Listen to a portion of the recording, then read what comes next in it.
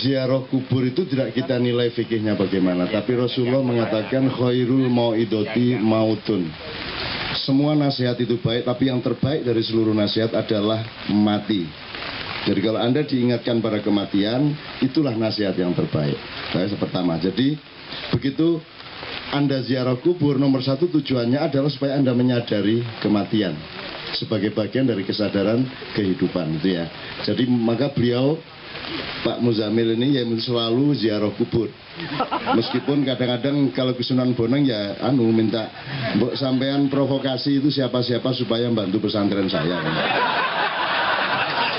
Soalnya dia langsung ke orang hidup nggak ada yang bantu kan, jadi ya, itu masalahnya. Nah, beliau tadi mengatakan sangat banyak. Kuncinya adalah Anda ini percaya akhirat apa tidak? Anda ini mau hidup cuma 60 tahun, 70 tahun, apa mau hidup lebih lama? Saya tanya. Lebih lama kan Pak Heri? Orang itu kalau ditanya, kamu mau 70 tahun? Mau. Ditambah Allah 80 mau? 100 mau, 150 mau. Manusia akan mau hidup berapa lama pun karena kecenderungan jiwa manusia adalah menuju keabadian. Kan begitu. Itu fitrah. Nah, iblis itu didatangkan oleh Tuhan, dikasih casting menjadi iblis. Aslinya beliau adalah Azazil, kalau bahasa tradisionalnya Idajil, kalau bahasa kunonya Semoro Bumi, kalau bahasa wayangnya Semar, ya. Itu oleh Tuhan dipasang karena dia yang paling kuat hatinya. Jibril mungkin tidak kuat karena dia lebih tua dari Jibril, dia lebih senior. Iblis itu ditaruh dalam hidupmu untuk menjadi katalisator kalau dalam kimia ya, untuk mengurai, menciptakan pembedaan atau furqan dalam Al-Quran. Siapa yang percaya akhirat, siapa yang tidak. Itu gunanya iblis. Allah mengatakan iblis itu tidak berkuasa kepada kamu wahai manusia. Dia itu cuma saya suruh untuk memproses agar jelas siapa yang percaya sama akhirat dan siapa yang tidak percaya kepada akhirat. Jadi sekarang nggak usah benci-benci iblis lah. Nggak usah benci-benci lah, pahami aja lah. Karena jangan dipikir ada satu pun makhluk yang berani kepada Allah. Jangan dipikir iblis itu berani melawan Allah. Jangan dipikir ada kerajaan Allah, kerajaan iblis. Gila apa iblisnya mengeluh ke saya? Cak, saya nggak berani, Cak. Gila, saya diumumkan di mana-mana. Katanya saya melawan Allah, nggak berani, gila apa? Yang bisa bikin saya dia kok. Maksud saya mau melawan dia gitu loh. Jadi sekarang guna setan itu jangan dibenci. Anda cari manfaatnya apa? Yaitu supaya Anda mempertahankan iman, kan begitu. Jadi setan datang ke rumahmu silahkan, tidak masalah. Cuman kasih tahu sama dia, tapi kamu tahu ya bahwa saya nggak akan tergoda sama kamu loh ya. Kan begitu kan? Kalau Anda benci setan, Anda menjauh dari setan, menunjukkan bahwa Anda masih mudah masuk angin, mudah terpengaruh. Anda harus berani sama dia. Anda ini makhluk utama, ahsani takwim. Adam itu diciptakan sebagai hibrida baru dengan kelengkapan yang selengkap-lengkapnya. Tidak ada unsur alam semesta yang tidak ada pada diri Adam. Dan Anda adalah anak turunnya Adam. Dan Anda sangat lengkap. Maka Anda diberi hak memilih dengan dikasih bekal otak. Otaknya itu supaya bisa berpikir ditiup oleh Allah. Ketika ada tiupan dari Allah melalui ubun-ubun dengan listrik tertentu, maka otakmu menjadi akal. Kalau otak belum tentu bisa berpikir, kalau dia sudah bertemu dengan elektromagnetiknya Allah, maka dia bisa berpikir sehingga dia disebut akal. Kambing berotak tapi tidak bisa berpikir, gitu ya. Jadi ini beliau tadi meskipun sudah gubernur 6 tahun ya, 5,5. Nomor 1 ingatan beliau faltan durnaf summa kodamat ligot. Ligot itu bukan besok pagi, tapi 500 tahun kali 1000 tahun tadi. Sampai besok-besok. Loh kok Anda cuma memilih hidup 60 tahun itu loh. Ini kan cuma sebentar. Bu, Anda itu punya perspektif ke depan sejauh-jauhnya. Asyik itu membayangkan ke depan. Kalau perlu sekarang tamasya ke sana. Ngajar dikit-dikit. Tamasya ke sana ya. Artinya Anda mencoba mendengar suara sunyi. suara keseni, suara hening. Anda jangan mendengarkan suara terus, dengarkanlah sepi. Coba kalau lagu tanpa sepi. Indonesia sepi, tanah airku, antara airku saja ada sepinya. Coba kalau nggak pakai sepi, Indonesia tanah airku, nggak bisa. Sepi itu sangat penting, sunyi itu sangat penting. Inilah yang Anda tinggalkan selama ini. Kamu pikir hujan bisa membasahimu kalau engkau lembut orangnya. Karena sela-sela di antara titik-titik hujan itu lebih luas daripada volume titik-titik hujan. Jadi jangan cemas oleh guyuran problem-problem, karena peluang-peluang untuk solusi jauh lebih luas daripada problemnya. Tolong Pak Yai diingatkan, inna ma'al usri yusra, bukan inna ba'dal usri yusra. Wala yufarriqu baina ba'da wa ma'a la yafhamun. Aku ngomong gitu saya bentak soalnya enggak paham juga nih. Tak keras-kerasin nih ya. Oh enggak paham juga. Jadi selama ini kita diajarin sejak kecil sesungguhnya sesudah ada kesulitan, ada kemudian salah. Bersamaan dengan kesulitan sudah tersedia kemudahan. Disitulah gunanya ilmu, akal untuk mencari kemudahan yang sudah hadir bersama setiap kesulitan. Dan ini nomor satu, pemimpin itu harus menguasai ini. Ada masalah apapun di Provinsi Jawa Barat, beliau langsung mencari, oh ini jawabannya. Kan gitu. Nah ini sekedar untuk untuk nyambung dikit. Saya tidak akan memperdalam dan memperluas, tapi pokoknya melihat ke depan sampai akhirat tadi itu. Makanya di rumah saya Pak Gubernur, ibu saya, ayah saya, nenek saya tuh kuburannya di rumah saya, di sekolahan. Jadi disitulah anak-anak SMK, SMP, madrasah belajar itu ya di sekitar kuburan situ. Disitulah pengajian Padang Bulan. Jadi kuburan tidak menjadi sesuatu yang angker. Apa angker itu? Bir emang angker. Nggak ada angker. Angker itu sesuatu yang kamu tidak bergerak akalmu sehingga dia menjadi sesuatu yang tidak kamu ketahui, maka dia terasa angker. Tidak ada angker. Yang ada adalah kamu mencari ilmu apa tidak. Kalau mau ngomong angker, SMS itu angker banget loh. Kok bisa ya? Kok bisa ya? SMS itu loh kok bisa? Wong dulu kita telegram aja bingung, kok gimana ya caranya telegram kok bisa langsung sampai. Ada anak Kiai Kanjeng yang membayangkan itu cepet banget ya jalannya amplop di kawat listrik. Dipikirnya itu Pak, amplopnya terus berderet-deret lewat kawat listrik itu. Dipikirnya begitu karena dia berpikirnya manual. Dia belum mengerti frekuensi, dia belum mengerti gelombang, dia belum mengerti sinyal, dia belum mengerti aura wibawa, dia belum mengerti sepuhan. Beda pedang sama keris, kan gitu. Keris jangan diproduksi massal, pedang boleh diproduksi massal karena keris itu bukan urusan bendanya, keris itu urusan karakter yang membikinnya. Yang hebat dari keris bukan kerisnya tapi siapa yang membikinnya, sejarahnya bagaimana, hatinya bagaimana, kita yang membikin, persambungannya dengan Tuhan bagaimana, kan begitu. Demikian juga setiap Anda memegang benda apapun, kasihlah dia sepuhan, kasihlah dia tauhid. Punya uang ditauhidkan, kan begitu. Punya mobil ditauhidkan itu mobil. Semua harus kamu ajak untuk menuju Allah. Sabbahalillahi ma fis samawati wa ma fil ard. Kamu harus ajak seluruh alam semesta ini untuk menyatu dengan Allah. Loh, makanya orang Madura itu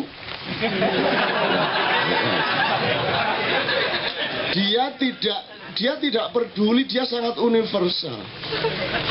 Negara itu masalah teknis, kan gitu kan? Bukan masalah idealisme, negara itu masalah teknis. Jadi di Mekah, di Arab ada dua kedutaan besar, ada KBRI, ada KBRM, Pak. Kedutaan Besar Republik Indonesia sama Kedutaan Besar Republik Madura. Madura kok, dia nggak ngerti barang aja bisa jual loh. Nggak ngerti yang dijual tuh nggak ngerti, berani jual dan harganya keluar aja dari mulutnya. Kene dodol BlackBerry apa jenis Z10 nih loh. Karo wong Madura makelar, oh ini lah 500.000 ini. Ya ini 5 juta aja masih laku, dia orang Madura nekat ya 500 sih saya nari. Lu mau dengan tenang orang Madura. Orang Madura itu punya elegance ya, punya kedahsyatan. Jadi dia murahkan dunia itu sedemikian rupa, kan begitu. Ketika beli. Pas jual dimahal-mahalkan, jual jangkrik aja dibikin mahal. Lu kok mahal? Lu ini Rambo ini jangkrik. Akhirnya ada pemilik jangkrik dari sana didatang, ayo coba kalau memang Rambo jagoan diadu ini. Kalah Rambonya. Lu kok kalah Rambonya? Lu ini yang datang ini gurunya Rambo ini. Madura tidak bisa kalah dia. Madura kok kalah. Yang jelas dipukuli tentara, bilang ke tentara asal bukan ABRI kok. Sama KKO ndak takut, asal bukan angkatan laut ndak apa-apa saya. Madura itu wis kalah kabeh, wis jalan lampu merah ditabrak, polisi ndak bisa apa-apa. Lu sampeyan kari pratbit, saya genjot saya, Pak. Menanjak jalannya dari sana tadi, repot saya. Sudah setengah mati saya genjot, sampai di sini sudah lancar sampai suruh berhenti. Nggak punya peri kemanusiaan sampean.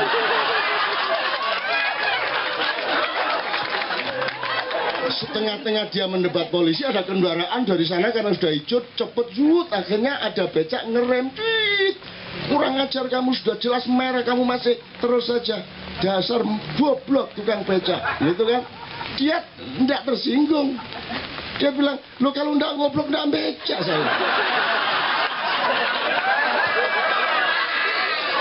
Saya goblok, maka saya becak, tapi sampean lebih goblok sampean. Masa tidak tahu kalau saya goblok? Kan goblok kan?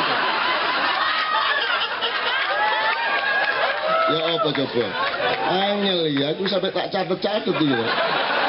Nah ini saya nyatetin ini ya, iblis katalisator Khairul Mau'izati. Gini, kita kembali ke monyet ya Mas ya. Ini kita simulasi aja, kita simulasi dikit. Setelah itu saya buka pertanyaan untuk 5 orang ya.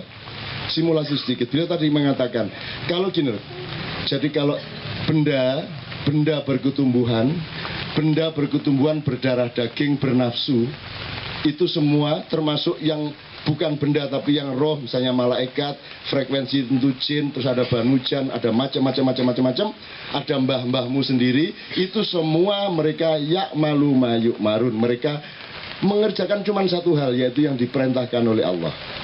Tanah taat sama Allah, kera taat sama Allah, semua fitrah. Satu-satunya yang diberi kesempatan untuk memilih, kata beliau tadi, adalah manusia. Tapi kamu harus punya 2 hal. 1, suami istri. 2 hal. 1, akal. Itu suaminya. Istrinya adalah buku manual tadi. Kalau bahasa Jawanya, beluluknya namanya Taurat, cengkirnya namanya Zabur, degannya namanya Injil, kelapanya namanya Al-Quran. Sama ajarannya, dari Taurat sampai Al-Quran sama, semua mengajarkan tauhid. Jadi Isa adalah seorang pentauhid, Musa pentauhid, Daud pentauhid. Isa tidak pernah mengatakan aku Tuhan dan seterusnya. Nah, ini semua ya'malu ya ma'yuman. Anda ini mending jadi binatang daripada jadi manusia, tapi tidak bisa. Kalau jadi binatang tidak ada resiko. Makanya ketika anak buahnya Nabi Musa 300 orang itu tidak taat kepada Allah dan ngeyel terus, Pak, anak buahnya Nabi Musa itu kafir-kafir, liberal-liberal itu. Masa di Israel minta sama Musa bayem, loh ya susah kan Nabi Musa. Kacang adas, apalagi? Karena ada 4 yang disebut Al-Quran, apa mas?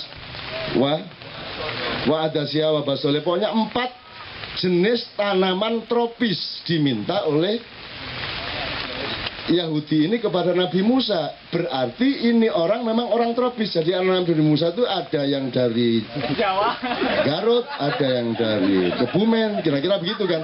Maka yang dicari adalah makanan tropis kan gitu. Maka Allah marah pada tahap tertentu, terus fakulna lahum kunu kirodatan khosiin. Allah mengatakan, dan kami Allah mengatakan kepada mereka, jadilah kalian kera yang hina. Sekarang harus diinterpretasikan. Kalau menurut beliau tadi, dikutuk menjadi kera yang hina itu berarti diselamatkan. Kenapa diselamatkan? Kamu tidak bisa jadi manusia. Kamu tidak bisa mempertanggungjawabkan pelanggaranmu terhadap fitrah. Mending kamu jadi kera, maka kamu tidak perlu bertanggung jawab. Kamu pasti taat sama aku. Peningkatan toh. Jadi pasti masuk surga kan. Nah sekarang tinggal pilih kamu. Tinggal pilih ya. Mau jadi manusia apa kera? Nah, kan jelas kan masalahnya. Ini kalau versi pertama. Versi kedua gini tunggu sekalian. Versi kedua, katakanlah Darwin itu, katakanlah dia tidak mengatakan bahwa kita ini berasal dari kera, tapi sebenarnya ada semacam evolusi yang memang diciptakan oleh Allah. Sebagaimana buku manual saja evolusioner. Dari mushafnya Ibrahim sampai makalah sampai keynote speakingnya Nabi Musa yang cuma 1 lembar, sampai 1 makalahnya Nabi Daud, sampai 1 buku kecilnya Nabi Isa, sampai 1 buku besarnya Muhammad. Itu semua berevolusi. Nah, sekarang Anda dengar kata preman. Preman itu preman. Preman. Man itu manusia. Dalam bahasa Jawa, man itu manusia, manungso, sugiman, sutarman, suparman, ya. Dalam bahasa Inggris artinya manusia, man, human, ya, bahasa Inggris. Dalam bahasa Arab, man itu adalah tanda bahwa dia manusia, man. Kalau bukan manusia, ma, tidak pakai n. Jadi semua ini dulu yang diajarkan oleh Allah kepada Adam. Ketika wa'allama Adam al-asma'a kullaha tsumma 'aradahum 'alal malaika, itu yang diajarkan Allah adalah bahasa asli sejati yang memang diajarkan Allah, yang kemudian karena populasi berkembang ke seluruh dunia akhirnya terjadi distorsi, tapi tetap tersisa ada kata-kata sejati yang berasal dari Allah. Misalnya man tadi, itu di bahasa apapun man, sama dengan hul, incredible hul. Dalam Al-Quran hul, halak, tahluka, yahliku, sama kosakatanya. Di dalam bahasa Jawa kalau ada orang serem, itu hulek itu. Hulek itu semua hulek. Rasonya sama. Karena rasa yang dibadah rasa sejatinya Adam alaihissalam. Ya. Oke. Preman. Kalau orang sekarang kalau ngawur disebut preman, meskipun kita bangga disebut preman, ya. Jadi dia pramanusia. Banyak orang Islam yang belum jadi manusia terlanjur belajar Islam. Mestinya belajar jadi manusia dulu, pakai otak dan akalnya dulu, pakai hati dan keadilannya dulu, baru ditambah buku manual. Karena Islam sudah ada di dalam dirimu sebagai yang Allah katakan fil afaqi wa fi anfusikum. Islam sudah ada dalam diri kita. Untuk melengkapi dan mensistemasikannya diberi buku manual yang sistemik metodologis, yaitu Al-Quran dan sebelumnya. Tapi mestinya prosesnya sebelum kamu masuk Islam belajar dulu dari manusia. Kalau sudah lulus jadi manusia baru akan indah dengan Islam Anda. Daripada Anda belajar Islam tapi jadi manusia belum, repot akhirnya. Demi Islam kamu boleh menyakiti orang, kan begitu. Demi Islam kamu boleh mencuri. Demi Islam kamu boleh memukul-mukul orang, boleh memecah-mecah warungnya orang, kan begitu. Demi Islam. Padahal Anda demi kemanusiaan saja Anda tidak akan tega melakukan itu. Jadi orang belum lulus jadi manusia susah untuk menjadi muslim. Karena muslim itu pasca manusia. Karena urut-urutannya makhluk, insan, Abdullah, Khalifatullah. Urut-urutannya. Makhluk dulu, sama dengan kambing. Tapi makhluk yang berakal, maka Anda disebut insan. Insan tidak cukup, karena Anda berkaitan dengan Allah, maka Anda Abdullah. Tidak cukup Abdullah, Anda punya tugas dari Allah, punya amanat dari Allah, maka Anda Khalifatullah. Beliau Khalifatullah di Jawa Barat. Kan gitu. Nah, Anda Sekarang sudah pasca manusia seharusnya. Tapi kebanyakan kita karena sistem yang kurang benar, kita menjadi pra manusia. Kalau pra manusia berarti pasca monyet. Nah, tafsir kedua mengenai kulna lahum kunu kirodatan khosiin, tafsirnya adalah beruntung dia dikutuk oleh Allah menjadi monyet, karena sebelumnya dia masih pra monyet. Sekarang banyak manusia pra-monyet. Monyet itu tidak melakukan money laundering. Monyet itu menyimpan makanan cuma di sini doang. Tapi sekarang disimpan di mana-mana, betul enggak? Itu berarti pra-monyet. Kira-kira seperti, tapi ini tafsir ngawur ya. Terus pokoknya pra-monyet gitu aja. Gitu ya kira-kira ya.